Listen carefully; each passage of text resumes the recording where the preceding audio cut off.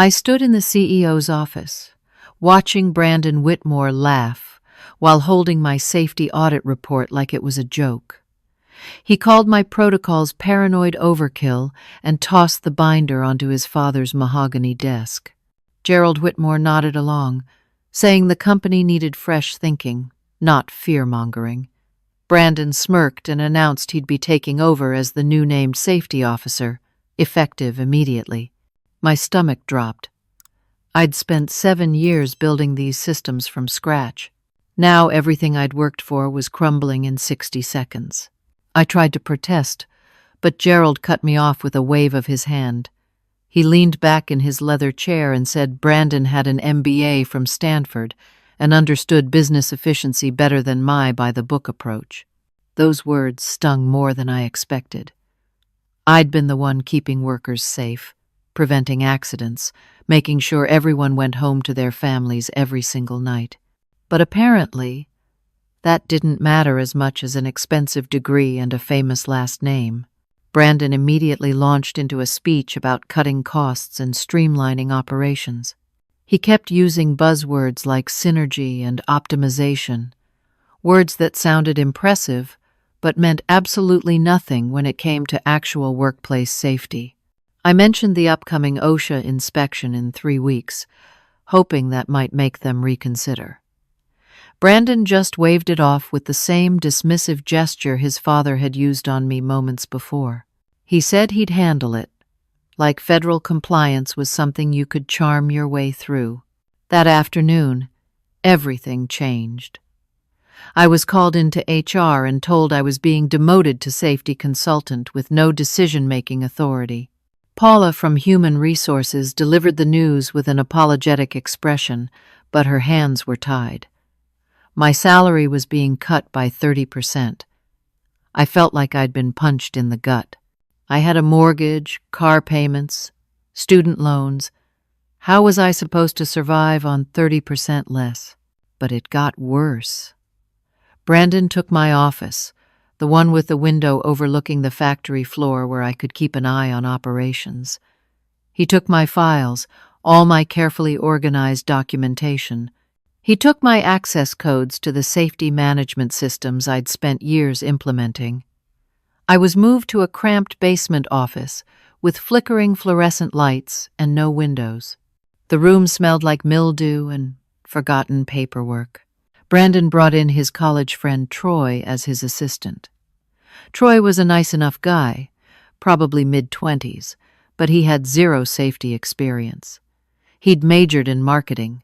I watched him struggle to understand basic safety terminology, and my heart sank thinking about what could go wrong with these two in charge. I tried to meet with Paula again, hoping HR might intervene, but she told me the decision was final. She suggested I be a team player and make the best of the situation. I wanted to scream. Being a team player shouldn't mean watching people get hurt because someone's unqualified son wanted to play executive. That evening, Brandon sent a company-wide email announcing his new role. He promised a new era of practical, cost-effective safety measures. The phrasing made me sick. Safety wasn't something you made cost-effective. It was something you invested in because human lives had infinite value. Over the next few days, I watched Brandon systematically dismantle everything I'd built. He removed the mandatory daily equipment checks I'd instituted after a near-miss incident 2 years ago. Those checks took 15 minutes, but caught problems before they became disasters. He reduced required safety training from 8 hours to 2 hours, claiming workers didn't need to sit through boring presentations. Those boring presentations covered emergency procedures that could save lives. He told Frank, the warehouse manager, to ignore my previous directives. Frank was a good man who'd worked at the company for 20 years. He came to my basement office, looking troubled, asking if he should really stop the daily walkthroughs. I told him to follow Brandon's orders, because I had no authority anymore.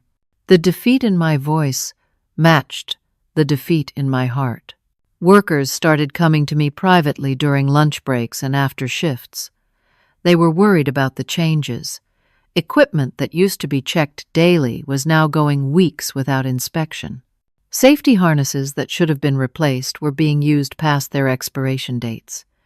Chemical storage procedures I'd carefully designed were being ignored to save floor space. I documented everything in a personal file I kept on my laptop at home. Every change Brandon made, every concern workers brought to me, every near miss that went unreported. I didn't know what I'd do with the information, but some instinct told me I needed to keep records. Then I discovered something that made my blood run cold. While reviewing some paperwork that had been accidentally CC'd to me, I found documents with my signature on them. Except I'd never signed them. Brandon had forged my signature on official forms, backdating paperwork to make it look like I'd approved cutting critical safety inspections. He was setting me up to take the fall if anything went wrong.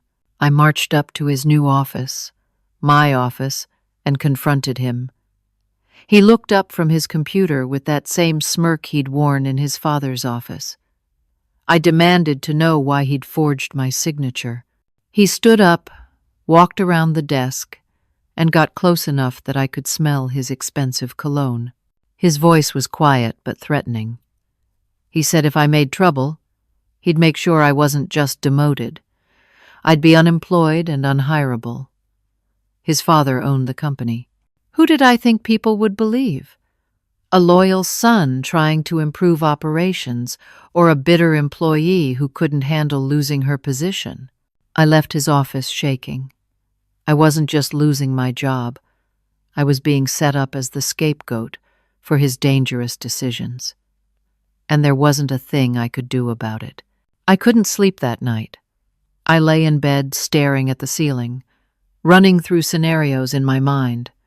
Every option seemed to lead to disaster. If I stayed quiet, someone could get seriously hurt or killed. If I spoke up, I'd lose everything. By 3 a.m, I'd made a decision. I would carefully document everything while appearing compliant.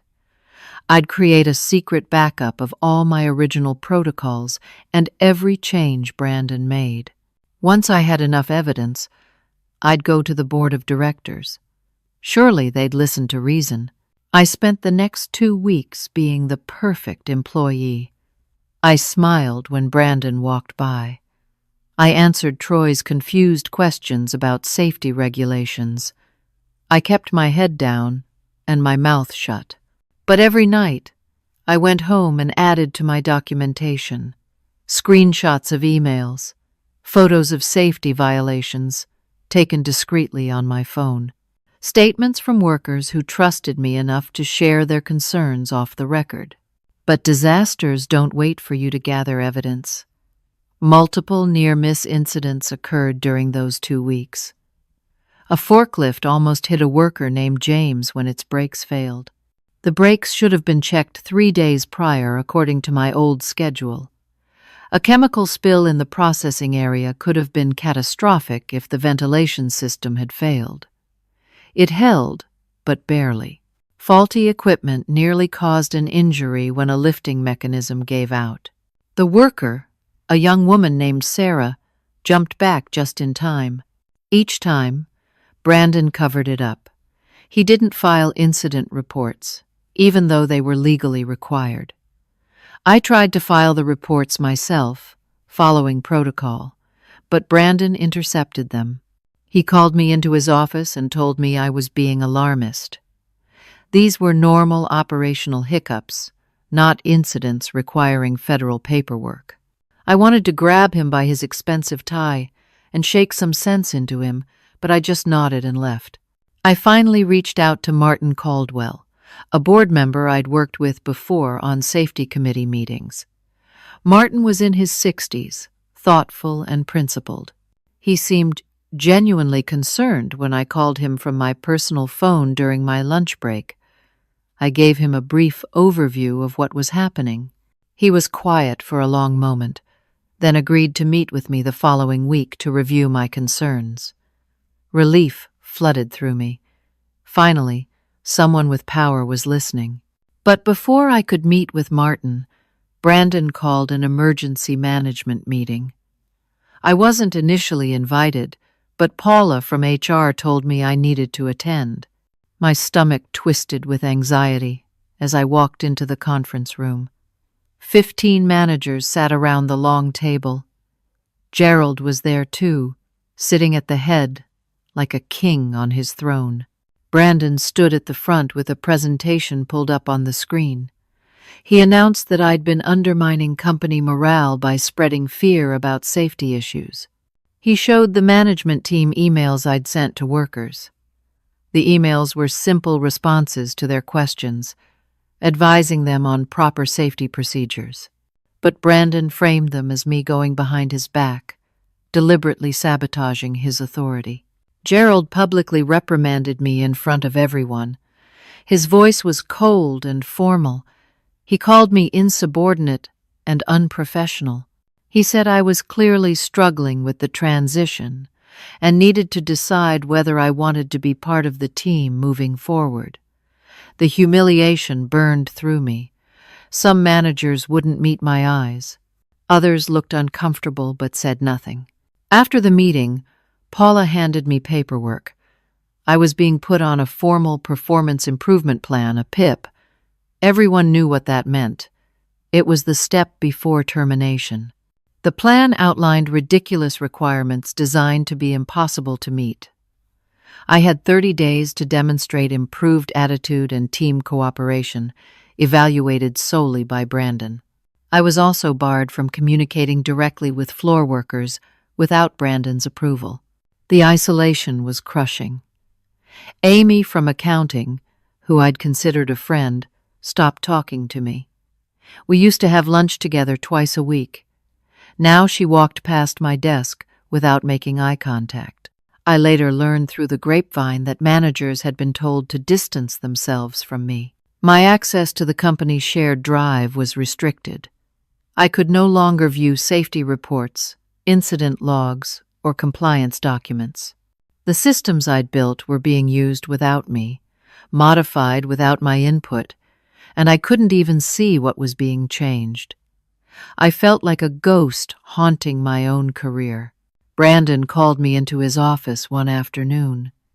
He leaned back in my old chair and said he was considering terminating me, but was giving me one more chance. One more chance to what? Watch silently while he put people in danger? I nodded like a grateful employee and left before I said something I'd regret. Then Martin Caldwell resigned from the board.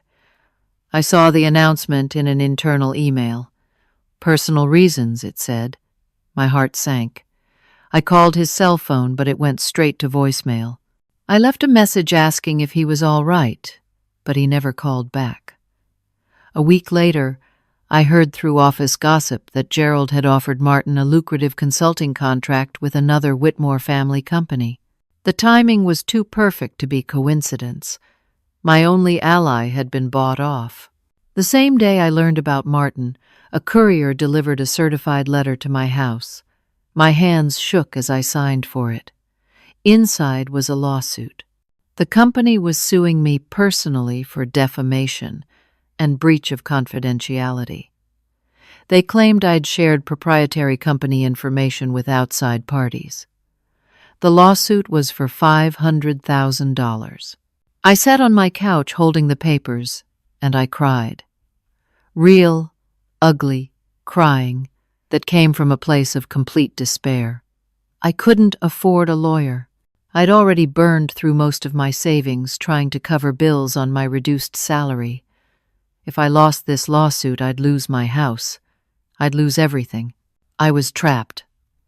I couldn't fight back without risking financial ruin. But staying silent meant watching people get hurt, maybe even killed.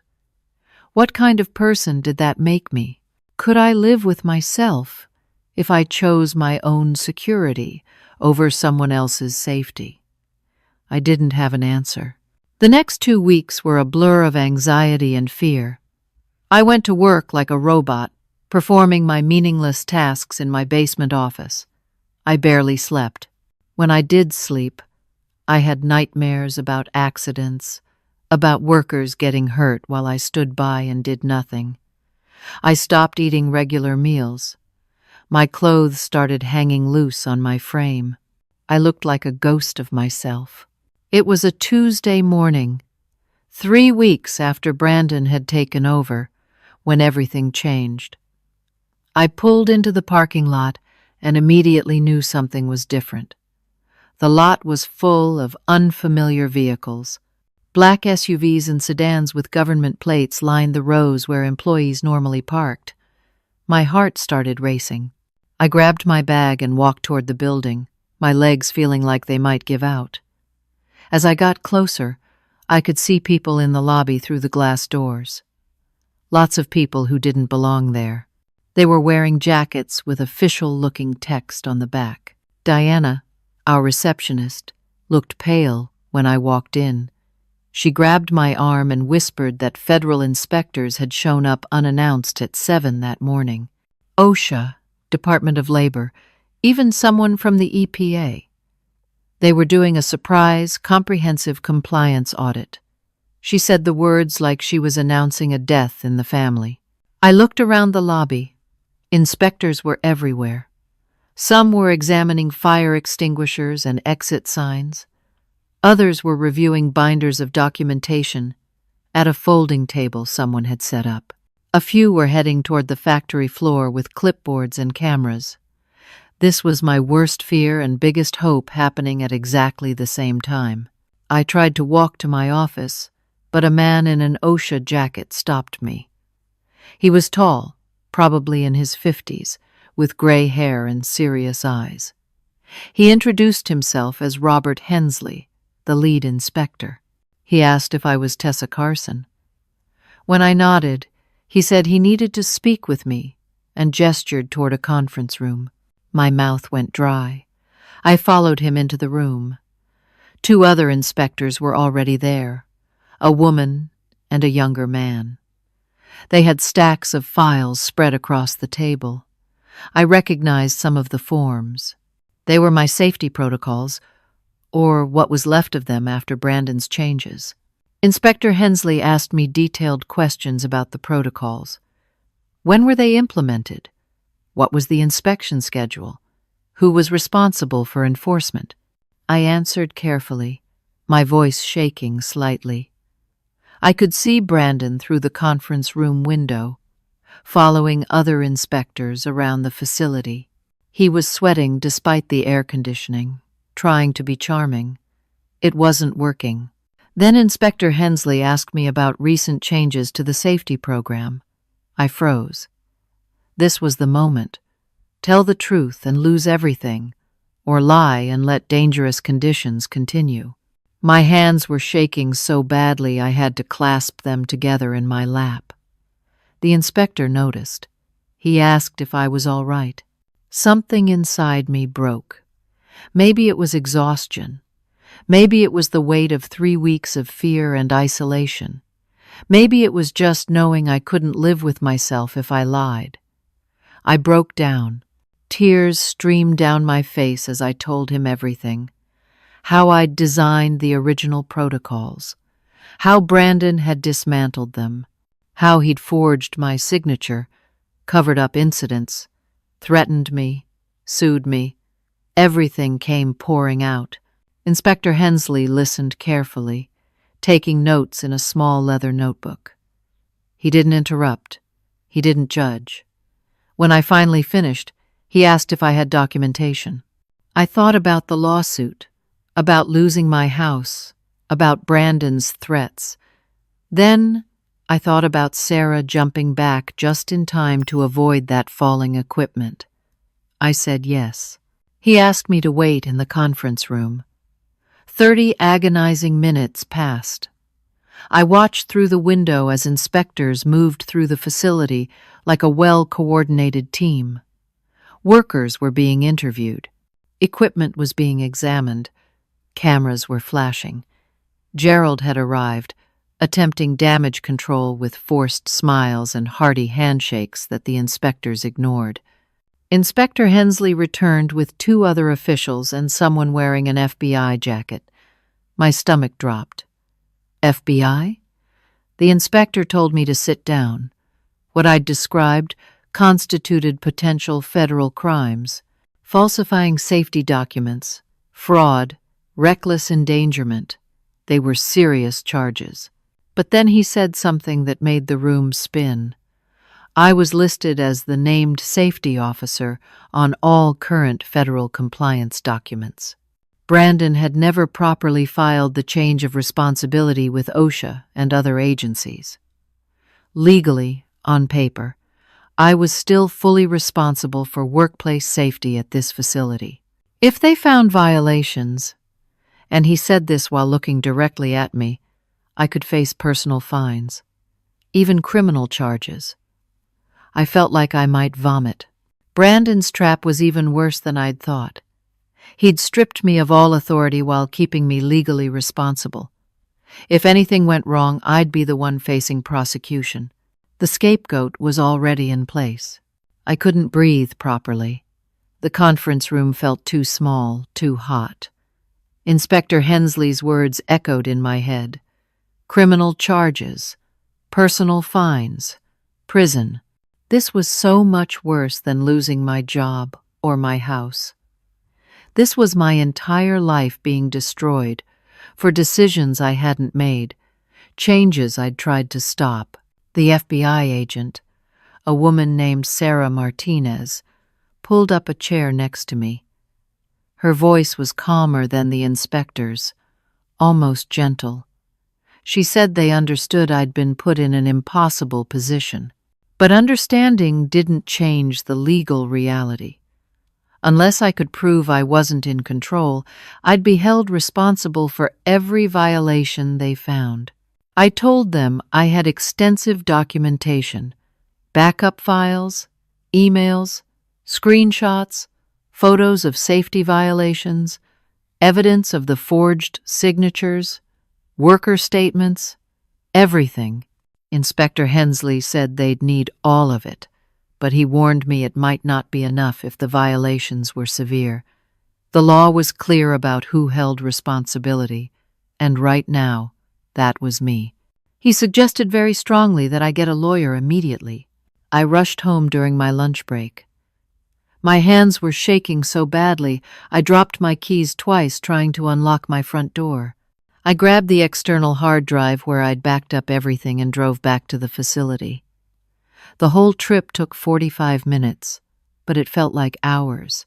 Inspector Hensley and his team reviewed my files in a secured room. They set up laptops and started going through months of documentation. I sat in a chair against the wall and waited. Every minute felt like an eternity. I watched their faces for reactions, trying to guess what they were thinking. Sometimes one would make a note. Sometimes they'd pull up additional files. No one spoke to me. The inspection continued throughout the facility. I could hear activity outside the room. Voices calling out measurements, the click of cameras, the sound of equipment being tested. This was the most thorough audit I'd ever witnessed, and I'd been through several. By late afternoon, Inspector Hensley's team had completed their work. I watched through the window as they gathered in the hallway, comparing notes and reviewing findings. Their expressions were grim. That couldn't be good. The inspector called everyone to the main boardroom. Gerald, Brandon, Troy, the entire management team, and me. We filed in silently. Gerald sat at the head of the table, trying to project authority. Brandon sat next to him, attempting to look confident but failing. Troy looked terrified, like he might cry. The managers arranged themselves along the sides. I took a seat near the door, as far from the Whitmores as possible. Inspector Hensley stood at the front of the room with a thick folder in his hands. He laid out the findings methodically. 37 serious violations. 12 critical violations, meaning conditions that posed imminent danger to workers. Missing safety equipment that should have been present. Improper chemical storage that violated federal regulations. Inadequate emergency exits that couldn't accommodate evacuation. No proper ventilation in confined spaces where workers spent hours every day. Equipment that hadn't been inspected in weeks, some of it showing obvious signs of wear and potential failure. Any one of these violations could result in death or serious injury. Together, they painted a picture of systematic negligence. The EPA representative added findings about environmental violations, improper disposal of hazardous materials that could contaminate groundwater, missing containment systems for chemical spills. Then Inspector Hensley announced the total fine, $3,800,000. The number hung in the air like a physical weight. Gerald went pale, his confident facade crumbling. Brandon's eyes went wide. Troy looked like he might be sick. Brandon tried to recover. He started blaming everyone but himself. The workers weren't following procedures. The maintenance team was behind schedule. The previous safety officer, he meant me, hadn't set up proper systems. His voice got louder and more desperate with each accusation. Inspector Hensley cut him off. He asked a simple question. Who is the named safety officer on our official compliance file? The question was directed at the room, but everyone knew who should answer. Brandon, trying to salvage some authority, straightened in his chair. He said confidently that he was. He'd been the safety officer for the past 3 weeks. He even added that he'd implemented new, more efficient protocols. Inspector Hensley looked down at the file in his hands. He said that was interesting. According to federal records, Tessa Carson was still listed as the named safety officer. The company had never filed the proper paperwork to transfer responsibility. Every official document, every compliance certification, every permit still had my name on it. Brandon's face went white. The confidence drained out of him like water from a broken glass. He stammered that he thought Troy had filed the paperwork. Troy shook his head frantically, saying Brandon never gave him any paperwork to file. Brandon insisted he'd told Troy to handle it. Troy said there was no such conversation. They started arguing, their voices overlapping, each trying to push blame onto the other. Inspector Hensley let them argue for a moment, then held up his hand for silence. He turned to me. His expression was unreadable. He said that based on federal records, the fines would be assessed against me personally as the named safety officer, unless I could prove I wasn't actually in control of safety operations. The room spun. $3.8 million. Against me personally. I'd never earned that much in my entire lifetime. This would destroy me completely. Gerald suddenly interrupted. His voice was loud, authoritative. He said this was clearly a mistake. Brandon had been in charge. They had internal documentation proving it. He gestured at Brandon to back him up. But Inspector Hensley wasn't finished. He said they'd reviewed my files, the ones I'd provided. He'd seen documentation of me being stripped of authority, threatened, sued, and systematically prevented from performing my duties. He'd seen evidence of forged signatures and falsified documents. Then he turned to Brandon and Gerald. His voice was cold, official. He said Brandon might be facing federal criminal charges, fraud, reckless endangerment, falsifying federal documents. Each charge carried potential prison time. Everyone turned to stare at Brandon. He looked like a cornered animal, his eyes darting around the room looking for an escape that didn't exist. But Inspector Hensley had one more thing to say. The company itself was still liable for the $3.8 million fine, and they were considering criminal charges against company leadership as well. That included Gerald Whitmore. Gerald's face transformed from pale shock to deep red rage. He turned to look at his son, and the fury in his eyes was terrifying. Brandon shrank back in his chair. In that moment, I realized Gerald was going to throw his own son under the bus to save himself. The meeting ended with Inspector Hensley saying federal prosecutors would be in touch. Everyone filed out in stunned silence. Workers on the factory floor had stopped to watch through the windows. The entire company now knew something catastrophic had happened. Gerald grabbed Brandon's arm and practically dragged him toward his office. I could hear raised voices even through the closed door. The other managers dispersed quickly, not wanting to be associated with the disaster. Troy stood in the hallway looking lost, like he didn't know what to do or where to go. I was heading toward my basement office when Gerald appeared in the doorway. He asked me to step into his office for a private conversation. His voice was eerily calm, all the rage from moments ago carefully controlled. Every instinct told me to refuse, but I followed him. Brandon wasn't there. Gerald gestured for me to sit in one of the leather chairs facing his desk. He sat across from me, hands folded on the desk surface. He said he wanted to make this right. Those were his exact words. Make this right. He outlined an offer. Come back as the full safety officer with complete authority. 20% raise over my original salary, not the reduced one. Full control over all safety decisions and protocols.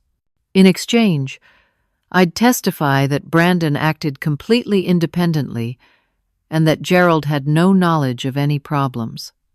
He'd also dropped the defamation lawsuit against me immediately. I stared at him in disbelief. He was trying to buy me, buy my testimony, buy my silence, buy my cooperation in saving himself while his son faced criminal charges. The audacity of it took my breath away. I asked what would happen to Brandon. Gerald's expression didn't change. He said coldly that Brandon would face whatever consequences came. But he wasn't losing his company over his son's stupidity. Those were his words. His son's stupidity. Like Brandon had acted alone. Like Gerald hadn't been the one pushing for cost cuts and efficiency at any cost. I told him I needed time to think about it. The truth was, I couldn't think clearly. I was exhausted, terrified, and overwhelmed. Gerald said I had 24 hours to decide. Then he dismissed me like I was an employee he'd just given orders to, not someone he was trying to manipulate. I drove home in a daze. My house felt empty and cold. I hadn't been taking care of it, hadn't been taking care of myself. Dishes piled in the sink, mail stacked unopened on the counter. I collapsed onto my couch and stared at the ceiling. Gerald's offer was tempting. I couldn't deny that. Job security, better pay than I'd ever had, the lawsuit gone. I could go back to my real office, implement my protocols again, actually keep people safe. All I had to do was lie. Just tell federal investigators that Gerald didn't know, that Brandon acted alone. Simple. Except lying to federal investigators was itself a crime. Obstruction of justice, witness tampering. I'd be committing a felony to avoid financial ruin. And I'd have to live with myself knowing I'd let Gerald escape responsibility for decisions he'd made, policies he'd approved. That evening, my phone rang. An unknown number. I almost didn't answer, but something made me pick up.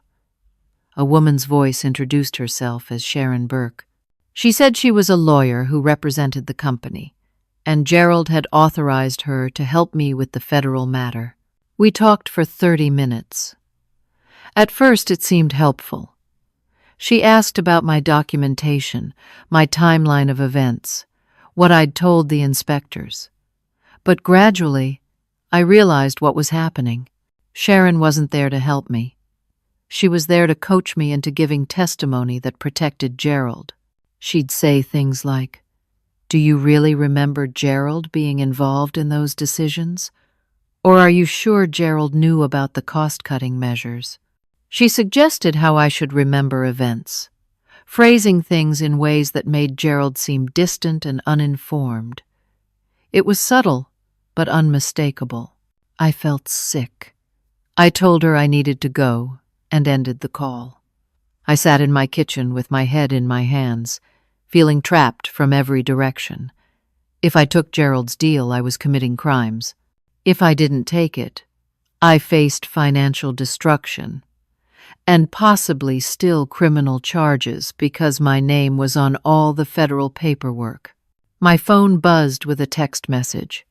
Unknown number. The message said, "Don't take Whitmore's deal. Check your personal email. A friend." My heart pounded as I opened my laptop. In my personal email inbox was a message from an encrypted address I didn't recognize. No text in the body, just attachments. I hesitated, worried about viruses or some kind of trap, but I opened them anyway. Internal emails between Gerald and Brandon, dozens of them. I'd never seen these before. They must have been on a private server or system I'd never had access to. I read through them with growing shock. Gerald knew everything. Every cost-cutting measure, every protocol Brandon eliminated, every risk they were taking. The emails showed Gerald explicitly telling Brandon to reduce safety spending. He'd written phrases like, "trim the fat," and "handle any regulatory issues." In one email, Gerald told Brandon that quarterly numbers were more important than being overly cautious. These emails proved Gerald wasn't just complicit. He was directing everything from behind the scenes. Brandon was following orders. I stared at my laptop screen, mind racing. This changed everything. But who sent this to me, and why? Another text message arrived. This one said, "Martin Caldwell says hello." He copied those emails before he left. "Don't let them win, Martin." The board member who'd been bought off to resign. He'd secretly copied incriminating emails before he left. He'd been helping me all along, waiting for the right moment. Relief and gratitude flooded through me. I wasn't completely alone, but now I faced a terrible choice. Turn over these emails to federal investigators and ensure both Gerald and Brandon faced justice, risking Gerald's wrath and potential retaliation. Or take the deal. Let Gerald escape while Brandon took all the blame, and try to rebuild some kind of life with the pieces I had left. Before I could decide, my doorbell rang. It was almost 9 at night. I looked through the peephole and felt my stomach drop. 2 people in FBI jackets stood on my porch. I opened the door with shaking hands. They showed me their credentials. Special Agents David Park and Jennifer Walsh. They said they were investigating allegations of fraud, obstruction of justice, and witness tampering at Whitmore Manufacturing. They needed to talk to me. They knew about Gerald's offer. Someone had been wearing a wire, and they had recordings. I invited the agents inside because what else could I do? They sat on my couch while I took the armchair, my whole body tense. Agent Walsh did most of the talking.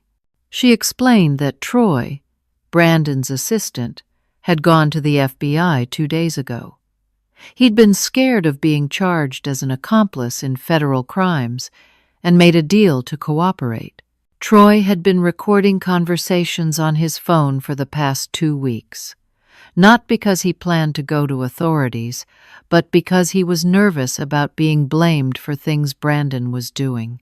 He'd recorded conversations with Brandon, some with Gerald, even some with other managers. When the federal inspectors showed up and the magnitude of the situation became clear, Troy panicked and contacted the FBI. The agents explained what they knew. Gerald had orchestrated the entire scheme. He'd installed Brandon as a figurehead while Gerald made the real decisions about cutting costs. He'd planned from the beginning to blame Brandon if anything went wrong. The lawsuit against me was meant to intimidate me into silence. The offer to bring me back was witness tampering. They wanted my testimony and documentation. They were building a case not just for safety violations, but for conspiracy, fraud, and obstruction of justice. Agent Park asked if I'd received any offers or threats from Gerald. I told them everything. Gerald's offer, Sharon Burke's coaching, the lawsuit. I also told them about the encrypted emails from Martin Caldwell. They asked me to forward those emails immediately. I did, watching as Agent Walsh typed rapidly on her phone. She looked up and said these emails were exactly what they needed, proof of Gerald's direct involvement and intent. Then they made a request that terrified me. They wanted me to accept Gerald's offer and wear a wire to our next meeting. They needed Gerald to explicitly incriminate himself on tape. What Troy recorded was helpful, but they needed more for charges against Gerald to stick. They needed him to spell out the deal, to clearly state what he wanted me to say to investigators. I wanted to refuse. The thought of facing Gerald while wearing a recording device made me feel like I might pass out. But Agent Walsh reminded me that without additional evidence, Gerald might walk away while Brandon took all the blame. Was that justice? Brandon deserved consequences. Absolutely, but so did his father. I agreed. What choice did I have? They outfitted me with a small recording device that attached under my clothes. They coached me on what to say, what questions to ask. Get him to be specific, they said. Ask clarifying questions. Make him spell everything out. I practiced with them for an hour, my voice shaking the whole time. The next morning I called Gerald and said I'd take the deal. He sounded pleased, relieved. We arranged to meet in his office that afternoon. The hours until the meeting crawled by. I couldn't eat breakfast. I changed clothes 3 times, worried the device would be visible. The FBI agents assured me it wouldn't be, but I couldn't stop checking. I arrived at the facility at 2 in the afternoon. Workers stared as I walked through. Everyone knew about the inspection, the fines, the investigation. I was infamous now. I kept my head down and went straight to Gerald's office. He greeted me warmly, like we were old friends. He offered me coffee, which I declined because my hands were shaking too badly to hold a cup. He asked me to sit and pulled out a new employment contract. Everything was laid out professionally. Job title, salary, benefits. It looked legitimate. My heart was pounding so hard I was sure he could hear it. I was terrified he'd somehow know I was wearing a wire, but he just smiled and started talking. He outlined exactly what I needed to say to investigators. I had concerns about Brandon's changes, but he ignored me. I tried to report issues, but Brandon prevented me. Gerald was unaware of the problems because Brandon didn't communicate with him. Following the FBI's coaching, I asked clarifying questions. "So you're saying you didn't know about the safety cuts?" I asked. Gerald nodded, saying that's exactly right. I pushed a little more. "But I need to be clear for the investigators. You never discussed reducing safety costs with Brandon?" Gerald hesitated. For a moment, I thought I'd pushed too far. Then he leaned forward and lowered his voice. "Between you and me," he said, "Brandon's an idiot, but he's useful for taking the heat. We needed to improve quarterly numbers. I suggested some areas where we could trim expenses. Brandon took it too far, didn't implement things carefully. That's on him." I felt cold. He was admitting everything, explaining how he'd manipulated his own son. I asked about the safety protocols I'd designed. Gerald waved his hand dismissively. He said they were overkill, necessary for compliance during high scrutiny periods, but too expensive for ongoing operations. He'd told Brandon to streamline them. He admitted he knew the safety cuts were risky but necessary for quarterly numbers. He signed the new employment contract and slid it across the desk. All I had to do was sign and agree to testify the way he wanted.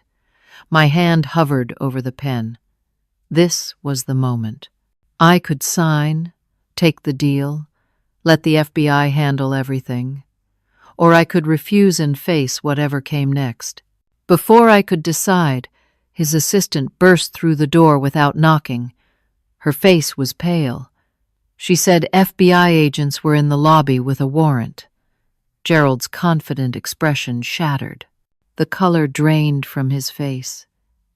He turned to look at me, and I saw the moment realization hit. "You're wearing a wire, aren't you?" His voice was almost a whisper. I didn't answer. I couldn't. Gerald lunged toward me, reaching for my shirt where the device was hidden. I jerked back, stumbling out of the chair. Security rushed in, responding to the commotion. FBI agents burst through the door right behind them. Chaos erupted. Gerald was shouting at me. "You've destroyed everything. Do you know what you've done? You'll never work again. I'll make sure of it." Agent Walsh grabbed my arm and pulled me toward the door, getting me away from Gerald. Other agents were handcuffing him. He was still shouting threats, his face red with rage. This was the real Gerald Whitmore, not the polished businessman. This was a man who'd built an empire and would destroy anyone who threatened it. As agents led Gerald out of his office in handcuffs, he turned and said something chilling. "Brandon already left the country this morning. You got me, but my son is gone. He'll be safe in a country with no extradition treaty. You'll never touch him." My heart sank. We'd caught Gerald, but Brandon had escaped. Agent Park looked furious. He immediately got on his phone, barking orders to someone. Agent Walsh looked grim. They'd been so focused on getting Gerald's confession, they hadn't considered Brandon might run. I felt victory and defeat at the same time. Gerald was caught, finally facing consequences. But Brandon was gone, free to live his life somewhere far away, while the workers he'd endangered dealt with the aftermath. It wasn't fair. It wasn't right. Then Agent Park got a call. I watched his expression change from anger to satisfaction. He smiled, genuinely smiled, for the first time since I'd met him. He walked over to where I stood with Agent Walsh and said Brandon didn't make it very far. TSA had flagged him at JFK Airport that morning. FBI agents picked him up before his flight to Dubai could board. His passport had been flagged the day before when they got the warrant for Gerald's arrest. Both Whitmore men were going down. Relief crashed over me like a wave. My knees felt weak. Agent Walsh steadied me, asking if I was all right. I nodded, but I wasn't sure it was true. Yes, we'd won. Justice would be served. But I suddenly realized I had no job. The company would likely fold or be sold. I'd been the public face of this entire scandal. My name would be associated with federal investigations and multi-million-dollar fines. Who would hire me now? I'd won, but at what cost? 6 months passed before I fully understood what winning actually meant. Gerald and Brandon both faced federal charges. The trial was covered extensively in local news. I had to testify, which meant reliving everything publicly. Sitting in that courtroom, answering questions from lawyers, watching the Whitmores try to defend their actions, it was exhausting and re-traumatizing. Gerald was sentenced to 4 years in federal prison for fraud, obstruction of justice, and reckless endangerment. He was also personally fined $2.1 million. His business empire crumbled. Other companies distanced themselves from the Whitmore name. Investors pulled out. His reputation was destroyed. Brandon received 2 years in federal prison and was fined $900,000. He was younger, and prosecutors believed he'd been heavily influenced by his father, which led to a lighter sentence. but he'd still spend time behind bars, and his privileged life was over. The company, Whitmore Manufacturing, was sold to a larger firm to pay the $3.8 million OSHA fine and mounting legal costs. The new ownership brought in complete management overhaul. They reviewed every one of my original safety protocols and implemented them all. Not a single serious incident has occurred since. The workers are safer. Morale is higher. People go home to their families every night. Troy cooperated fully with investigators and avoided charges. The new ownership kept him on and enrolled him in proper safety training. He's actually good at the work when he has proper guidance. He sent me an apology letter months later, saying he was sorry for his part in everything. I appreciated the gesture. But those 6 months between the arrest and the trial? Those were the hardest of my life. I was unemployed. My name was everywhere. Tessa Carson, the whistleblower. Some news articles called me a hero. Others implied I was bitter and vindictive. Companies saw me as either a troublemaker who'd turn on her employer or someone too controversial to hire. I went to dozens of interviews. Sometimes I made it to second or third rounds before they'd ghost me. Other times, I could see the moment they recognized my name and decided against me. My savings evaporated. I fell behind on my mortgage. I had to borrow money from my sister to buy groceries. I fell into depression. Real, clinical depression. I barely left my apartment. I stopped showering regularly. I'd lie in bed staring at the ceiling, wondering if I'd made the right choice. Yes, I'd saved lives. Yes, justice was served. But I'd also destroyed my own career and financial stability. The doubt ate at me. Then, on a Tuesday morning, 8 months after the federal inspection, I got a call from a woman named Catherine Mills. She was a regional director for OSHA. She'd been following my case closely and was impressed by my integrity, my documentation, and my expertise. She asked if I'd be interested in a position as a federal safety inspector with OSHA. I thought I'd misheard. She repeated the offer. Federal position, better pay than I'd ever earned at Whitmore, excellent benefits, job security, pension. I'd be inspecting workplaces, ensuring compliance, helping prevent the exact situation I'd lived through. I started crying on the phone. Catherine waited patiently until I could speak again. I accepted immediately. My life transformed. I'm now a federal safety inspector. I visit manufacturing facilities, construction sites, warehouses across the region. I check for violations. I interview workers. I write reports that have real power behind them. When I find dangerous conditions, I have the authority of federal law to force changes. No one can ignore me or push me aside. I'm not just implementing safety protocols anymore. I'm enforcing them. I train new inspectors on how to identify corporate fraud and cover-ups. I teach them what signs to look for, how to document everything, how to protect workers who come forward with concerns. My experience at Whitmore became a case study used in training programs across the country. I'm writing a handbook on safety compliance that will be used nationally. Every lesson I learned the hard way is going into that book so other safety professionals won't have to suffer what I did. I speak at conferences about the importance of documentation and standing up for what's right. People actually listen. They take notes. They ask thoughtful questions. I've found my calling, not just implementing safety protocols, but enforcing them with the power of federal law behind me. Every workplace I inspect, every violation I catch, every worker I protect feels like redemption. This is what I was meant to do. I understand now that staying silent would have meant living with unbearable guilt if someone had been seriously hurt or killed. I'd have carried that weight forever.